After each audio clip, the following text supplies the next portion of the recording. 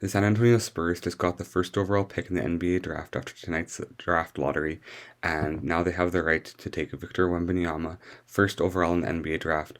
And this is huge for them as an organization because they're kind of in a crossroads right now, and they have been so historically dominant for the last 20 to 25 years. And now, after winning this draft lottery, they can kind of kickstart their rebuild with a generational talent in Victor Wembanyama. Regardless of what your opinions are on him, he's going to be a very good player in the NBA, but injuries may be an issue, but I don't want to wish that on anybody. So I'm just excited for the Spurs right now because they get to have their third first overall pick in franchise history. The last two that they had were Tim Duncan and David Robinson, and both of those obviously turned out very, very well for their organization.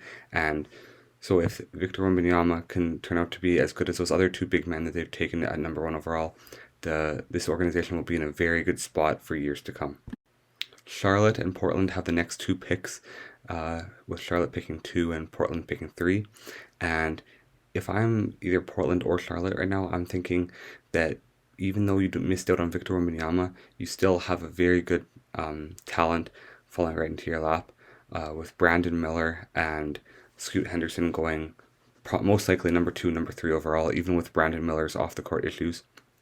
These are two very talented players, and I'd say that Scoot Henderson is a more hyped up prospect than most former number 1 overall picks, and in most years he would go number 1 overall. So for Charlotte, if they choose to go with either Scoot or Brandon Miller, then they still have themselves a very, very talented player at that number 2 spot. And whoever Charlotte doesn't take with Portland, Portland still gets another very good player as well. This is going to be a very deep draft, so even if you're picking in the late lottery, you're still going to get a very excellent player. And yeah, it's a building stone for those teams in the lottery.